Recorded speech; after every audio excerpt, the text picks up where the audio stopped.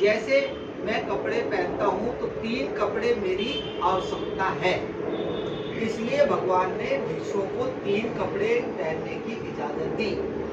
एक को पहना, एक को धोया और एक को रख दिया किसी दूसरे काम के लिए। मान लो कभी बारिश से भीग गया तो एक मेरे पास स्पेन में पड़ा हुआ है, केवल इतनी जरूरत है।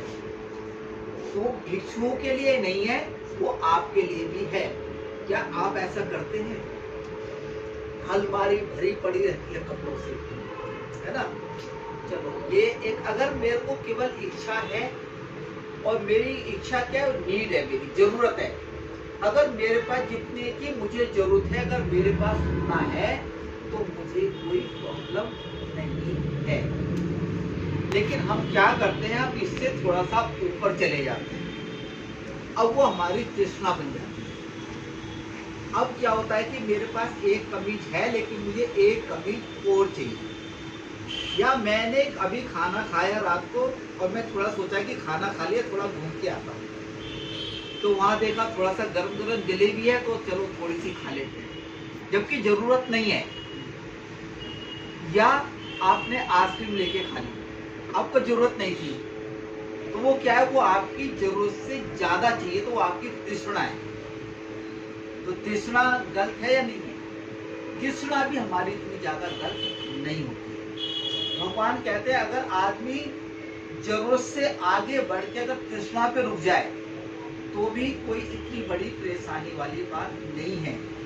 लेकिन जब ये तृष्णा जो है हमारी आसक्ति बन जाती है, अटैचमेंट बन जाती है, तब जाके मुख्य रूप से प्रॉब्लम खड़ी हो जाती है। इसलिए भगवान ने कहा तृणा पच्या उपादानम, वरना भगवान यहीं से तृणा भी खत्म कर देते हैं पट्टे समुत्पाद को, लेकिन उन्होंने कहा तृणा पच्या उपादानम, यानी तृष्णा जब उपादान बन जाती है, आपसी बन जाती है, तब हमारे अंदर कुछ न कुछ क्रिएट होना शुरू होता है। जब तक आपके अंदर तृष्णा है तब तक वो क्रिएट नहीं करेगी। जैसी वो तृष्णा आसक्ति का रूप लेती है, तभी उसके अंदर भाव बनना शुरू होता है, क्रिएशन चालू हो जाता है। और जब क्रिएशन चालू हुआ तो आगे आपका जन्म की तैयारी शुरू हो जाती है। तो आसक्ति क्या है कि जैसे हमने कहा कि अगर मेरे को किसी चीज की जरूरत है तो मेरी जरूरत है, और अगर मैं जरूरत से ज्यादा लेता हूं तो मेरी तृष्णा है। लेकिन तृष्णा से आगे हम ये करते हैं कि मुझे पर्टिकुलर वही चीज चाहिए, वो हमारी आसक्ति का रूप लेती है। जैसे मान लो कि अगर आपकी आज हर इंसान की जरूरत है मोबाइल फोन, ठीक है, आपका फोन खराब हो गया तो आपने कहा कि आपको एक फोन चाहिए। अगर आपको एक नॉर्मल फोन लाके दे दिया जाए तो आप खुश नहीं होते, तो आप कहते हो कि नहीं मुझे एंड्रॉइड फोन चाहिए। चलो ठीक है, वो तृष्णा का रूप ले लिया कि फोन चाहिए था लेकिन अब तो हमें एंड्रॉइड चाहिए, तो हमने कहा कि चलो आपको एंड्रॉइड दे दिया। अब आप क्या कहते हो कि मुझे एंड्रॉइड नहीं, मुझे तो सैमसंग का एस सीरीज का ही फोन चाहिए। अब यहाँ जब ये आ गया कि नहीं मुझे तो पर्टिकुलर वही वाला फोन चाहिए, अब आपकी हुई आसक्ति, तो वो आपके दुख का कारण बन जाएगी। तो ये शुरू कहाँ से हुई? केवल इच्छा से। और इच्छा क्या है हमारी? राग। किसी भी चीज को पाने की इच्छा, वो हमारी राग कहलाती है। तो भगवान कहते हैं केवल इस एक पथ को पकड़ लो, तो भी आप निर्वाण तक पहुंच गए कि नहीं पहुंच गए? अभी पहुंच गए निर्वाण तक। भगवान कहते हैं दूसरा द्वेष बताते हैं, अगर आपके मन में से हर प्रकार की द्वेष भावना ही खत्म कर दो केवल, जब द्वेष भावना नहीं होगी तो भी आप निर्वाण के पथ पर बहुत आसानी से पहुंच सकते हो, क्योंकि किसी के प्रति द्वेष नहीं है। हमें हमारे शरीर के प्रति भी कभी कभी द्वेष होता है, पता है कि नहीं पता? द्वेष होता है, बीमार हो जाए तो द्वेष हो जाता है, चोट लग गया तो द्वेष उत्पन्न होता है। द्वेष केवल वो नहीं है किसी को लड़ाई करना, झगड़ा करना, द्वेष करना, किसी भी चीज को ना पाने की इच्छा कि ये मुझे नहीं चाहिए, वो सारी के सारी चीजें द्वेष में आती है।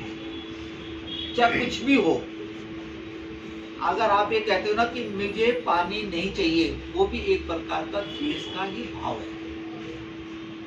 जहां नहीं शब्द चल जाता है, नहीं चाहिए, वो सारा का सारा द्वेष में चला जाता है। इसीलिए अगर हम अपने मन से हर प्रकार के द्वेष की इच्छाएं ही खत्म कर दें तो सबसे जल्दी अगर हमारा मन किसी तरीके से निर्मल हो सकता है तो द्वेष भावना को दूर करने से हो सकता है। और द्वेष भावना को दूर करने का सबसे अच्छा तरीका क्या था, जो अभी भंते संघ ने जो परित्राण किया उसमें परित्राण में क्या बोला, करने में सूत्र, यानी कि करने योग्य मैत्री। तो मैत्री क्यों करेंगे, क्योंकि द्वेष को खत्म करना है ना।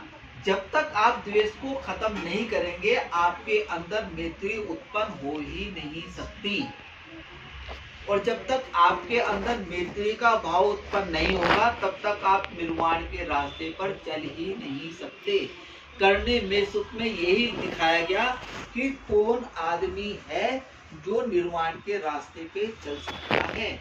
तो उसने पहले बताया, करने मत कुशलेने यंतं संतं पदं अभिसमेचै, जो शांति के पद पे निर्वाण के पद पे चलना चाहता है तो कैसा होना चाहिए, उसमें आगे उसके गुण बताए। यंतं संतं अभिसमेचै, सबको उजूच सूजूच है, सुवचो मृदु अंति मानी, संतुष्ट सकुच है, उसका संतुष्टि का पालन करना चाहिए। संतुष्ट सबको मेहनत करने वाला, कर सकने वाला, यानी कि यहाँ क्या वीर्य की बात की गई, बलवान की बात कही कि उसके अंदर कार्य को करने की इच्छा होनी चाहिए। उजूच है, उसको सीधा होना चाहिए। सीधा किससे, हर तरीके से, अपने शरीर से भी सीधा और अपने मन से भी सीधा। उजू से सूजू से, सीधा ही नहीं अत्यंत सीधा होना चाहिए। हम कहते हैं कि साफ नहीं, थोड़ा सा ज्यादा साफ होना चाहिए। सुवचो, उसकी वाणी सुवच होनी चाहिए, मीठी वाणी होनी चाहिए। तो ये सब कब आएगा, तब आपके मन से द्वेष निकलेगा। अगर आप केवल द्वेष को ही दूर करने में लग जाएंगे तो आपको ये मैत्री का भाव उत्पन्न करना ही पड़ेगा। और इसमें लास्ट में क्या आता है, जब इस चीज को खत्म करते हैं, कामेश विनय गेदम नहीं जातु गब सेयन कुंडली की।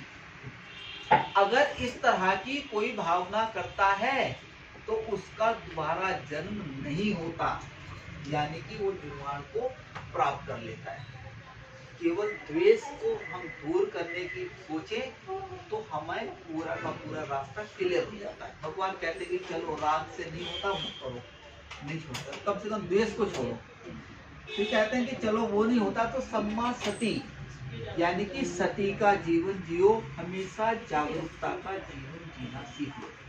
अगर आप केवल जागरूक हो जाओ तो इससे भी आपकी राग और द्वेष अपने आप करेंगे। जागरूक किसके प्रति होना है, अपनी वाणी के प्रति, अपनी काया के प्रति और अपने मन के प्रति। मैं क्या कर रहा हूँ मुझे पता होना चाहिए। काया के प्रति, मैं बैठा हूँ तो मुझे पता हो कि मेरा पाँव कैसे बैठा है, मैं कैसे, मेरा हाथ जोड़ रखे हैं या मेरा सर इधर हिल रहा है, मेरा हाथ इधर हिल रहा है, हमें नहीं पता होता। इसको क्या बोलते हैं, इसको कायानुसति भी बोला जाता है। सती क्या है, सती एक प्रकार का सबसे बड़ा ध्यान कहा जाता है। भगवान ने 4 सतियां बताई हैं। 4 सती कौन सी, कायानुसति, वेदनानुसति और धम्मानुसति, चित्तानुसति। वैसे तो 10 अनुस्मृतियां भी हैं, लेकिन जब हम सती पठान की बात करते हैं तो सती पठान में 4 प्रकार की सतियों के बारे में बताया गया। अगर काया के प्रति आप पूरी तरह से जागरूक हैं तो आप निर्वाण को प्राप्त कर सकते हैं। अगर आप वाणी के प्रति, उसके वेदना, 4 सती पठान बताए भगवान ने। सती यानी जागरूक रहना, किसके प्रति, अपनी वेदनाओं के प्रति, यानी कि मेरे अंदर जो जो हलचल होती है उसके प्रति जागरूक रहना। फिर धम्म के प्रति जागरूक रहना, धम्म को हमेशा समय समय पर जानने की कोशिश करना, उसको सुनने की प्रैक्टिस करना। और मन, और वो चित्तानुपस्थिति, चित्त यानी आपके मन में क्या चल रहा है उसकी भी आपके प्रति जागरूकता होनी चाहिए। भगवान कहते हैं इन 4 सतियों को अगर कोई मान ले तो मैं इसकी गारंटी देता हूँ कि वह 7 दिन के अंदर निर्वाण को प्राप्त कर सकता है। 7 दिन का भगवान समय देते हैं कि 7 दिन में कोई भी व्यक्ति निर्वाण को प्राप्त कर सकता है, लेकिन उसको पूरी सती के साथ पूरी तरह से इन 7 दिन जागरूकता का जीवन जीना होगा। और कैसा? अपनी काया के प्रति जागरूक रहना है, अपने शरीर के अंदर जो हलचल हो रही है, जो वेदना है उसके प्रति, और आपको धम के प्रति, यानी धम क्या? 4 आर्य सत्य, अष्टांगिक मार्ग, 7 बोझांग, ये मुख्य रूप से बताए गए हैं धम के मार्ग। और आपके मन में किस प्रकार की बातें उठती हैं, अगर आप इन चारों चीजों के प्रति जागरूक हैं तो आप निर्वाण को 7 दिन में प्राप्त कर सकते हैं। ऐसा भगवान कहते हैं कि चलो राग नहीं, द्वेष नहीं, तो सती का ही जीवन जीना शुरू कर दो। कहते हैं चलो उसका नहीं तो फिर समाधि का अभ्यास करो। जब आप समाधि का अभ्यास करने लगते हैं, मेडिटेशन करने लगते हैं, तो राग, द्वेष और सती ये अपने आप आपके अंदर प्रवेश करना शुरू कर देते हैं। आप कुछ मत करो, केवल आप ध्यान करना शुरू कर दो। राग क्यों उत्पन्न हुआ? क्योंकि मन पे कंट्रोल नहीं। द्वेष क्यों उत्पन्न हुआ? क्योंकि मन पे कंट्रोल नहीं। जागरूक क्यों नहीं हो? क्योंकि मन पे कंट्रोल नहीं है। और मन पे कंट्रोल करने का एक तरीका समाधि। भगवान कहते हैं कि चलो कुछ मत करो, केवल आप ध्यान करना शुरू कर दो। अगर आप ध्यान करना शुरू कर देते हैं तो भी आपके अंदर से आपके द्वेष अपने आप दूर होते चले जाते, चाहे राग की भावना हो, चाहे द्वेष की भावना हो, और चाहे आपके अंदर किसी भी प्रकार की भावना धीरे धीरे समाप्त होती चली जाती है। तो भगवान ने ये 4 रास्ते बताए और कहा कि चारों रास्तों पे ना चल के केवल आप एक रास्ता चुन लीजिए, तो भी आप निर्वाण को प्राप्त कर सकते हैं। ऐसा कहते हैं। भगवान के इन सत्य वचनों के द्वारा आप सबका मंगल हो, सबका कल्याण हो, सबकी स्वस्थ हो। साधु साधु साधु।